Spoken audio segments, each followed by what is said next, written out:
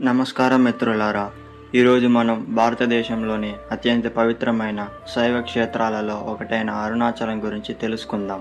ఇది కేవలం ఒక పర్వతం కాదు, ఇది పరమశివుని అనంత జ్యోతి స్వరూపంగా భక్తులు భావించే దివ్య క్షేత్రం.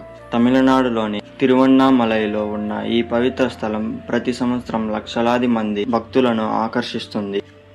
మరి ఈ అరుణాచలం ఎలా ఏర్పడింది? దాని వెనుక ఉన్న పురాణ కథ ఏమిటి? ఎందుకు దీనిని మోక్షప్రదమైన క్షేత్రంగా భావిస్తారు? ఇప్పుడు తెలుసుకుందాం రండి. పురాణాల ప్రకారం ఒకసారి బ్రహ్మదేవుడు మరియు మహావిష్ణువు తమలో ఎవరు గొప్పవారనే విషయంపై వాదనకు దిగారు.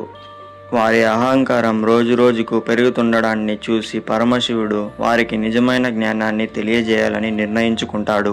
అప్పుడే ఆయన ఆకాశాన్ని భూమిని దాటి నిలిచే అనంతమైన అగ్నిస్తంభంగా ప్రత్యక్షమయ్యాడు. ఆ జ్యోతి అంత ప్రకాశవంతంగా ఉండేది కాబట్టి దాన్ని అంతం ఎవరికి కనిపించలేదు.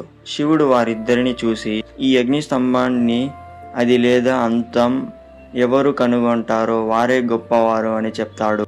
దీంతో మహావిష్ణువు వరాహ అవతారం ధరించి ఆ అగ్నిస్తంభం అడుగున వెతికేందుకు భూమి లోతుల్లోకి వెళ్ళాడు. బ్రహ్మదేవుడు హంసరూపం ధరించి ఆకాశంలోకి ఎగిరి శిఖరాన్ని వెతకసాగాడు. ఎన్నో యుగాలు వెతికిన ఇద్దరికి ఆ అనంత జ్యోతికి ఆది అంతం కనిపించలేదు. మహావిష్ణువు నిజాయితీగా తన వల్ల కాలేదని ఒప్పుకున్నాడు. కానీ బ్రహ్మదేవుడు మాత్రం తాను శిఖరాన్ని చేరుకున్నానని అబద్ధం చెప్పాడు. కేతకి పువ్వును సాక్షిగా చూపించాడు. అప్పుడు పరమశివుడు ప్రత్యక్షమై బ్రహ్మదేవుడి అసత్యాన్ని బయటపెట్టాడు. అబద్ధం చెప్పినందుకు భూమిపై బ్రహ్మదేవుడికి ప్రత్యేక ఆలయ పూజలు ఉండవని శపించాడు. అలాగే కేతకి పువ్వును కూడా తన పూజలో ఉపయోగించకూడదని ప్రకటించాడు. మహావిష్ణువు మాత్రం నిజాయితీ చూపినందుకు శివుని అనుగ్రహాన్ని పొందాడు. ఈ సంఘటన మనకు ఒక గొప్ప జీవిత పాఠాన్ని నేర్పుతుంది.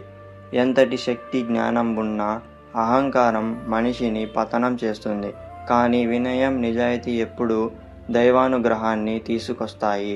ఆ అనంత అగ్నిజ్యోతి తరువాత భక్తుల కోసం శాంత స్వరూపంగా కొండ రూపాన్ని ధరించిందని శైవ సంప్రదాయం చెబుతోంది. అదే నేటి అరుణాచల పర్వతం. అందుకే ఈ కొండను శివుడి ప్రత్యక్ష రూపంగా భక్తులు భావిస్తారు. ఈ పవిత్ర పర్వతం అడుగున ఉన్న అరుణాచలేశ్వర ఆలయం పంచభూత లింగాలలో అగ్ని తత్వాన్ని ప్రతీక. భూమి, నీరు, అగ్ని, గాలి, ఆకాశం అనే 5 తత్వాలలో అగ్నిని సూచించే క్షేత్రం ఇదే. ప్రతి సంవత్సరం కార్తీక పౌర్ణమి రోజున జరిగే కార్తీక దినోత్సవం ప్రపంచవ్యాప్తంగా ప్రసిద్ధి చెందింది. ఆ రోజు కొండ శిఖరంపై భారీ మహాదీపాన్ని వెలిగిస్తారు. ఆ దీపం శివుని అనంత జ్యోతిని ప్రతీకగా భావిస్తారు. ఆ క్షణాన్ని చూసేందుకు లక్షలాది మంది భక్తులు ప్రపంచ నలుమూలల నుంచి వస్తారు. అరుణాచలంలో అత్యంత పవిత్రమైన ఆచారాలలో గిరి ప్రదక్షిణ ఒకటి. సుమారు 14 కిలోమీటర్ల పొడవు ఉన్న ఈ మార్గాన్ని భక్తులు కాలినడకన పూర్తి చేస్తారు.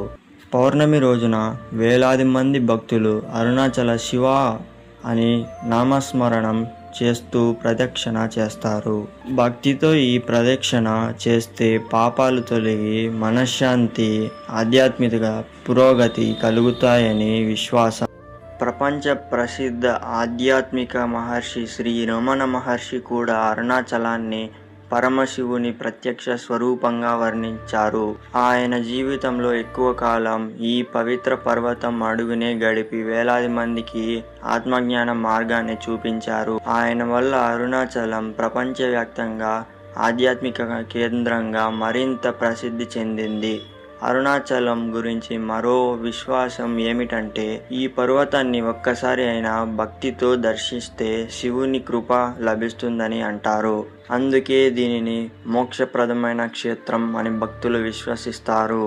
మిత్రులారా, అరుణాచలం మనకు చెప్పే గొప్ప సందేశం ఒక్కటే: అహంకారం ఎప్పటికీ విజయాన్ని ఇవ్వదు. నిజాయితీ, వినయం, భక్తి ఉన్నవారికే దైవానుగ్రహం లభిస్తుంది. బ్రహ్మ విష్ణు కథ ద్వారా పరమశివుడు ఇదే సత్యాన్ని ప్రపంచానికి తెలియజేశాడు. పురాణాలు చెబుతున్నాయి. ఇదే అరుణాచలం మహిమ.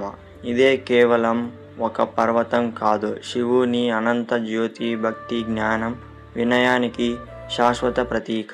ఈ వీడియో మీకు నచ్చితే తప్పకుండా లైక్ చేయండి, మీ స్నేహితులతో షేర్ చేయండి. ఇంకా ఇలాంటి పురాణ కథలు, దేవాలయ చరిత్ర, ఆధ్యాత్మిక విశేషాల కోసం మా ఛానల్ని సబ్స్క్రైబ్ చేయండి.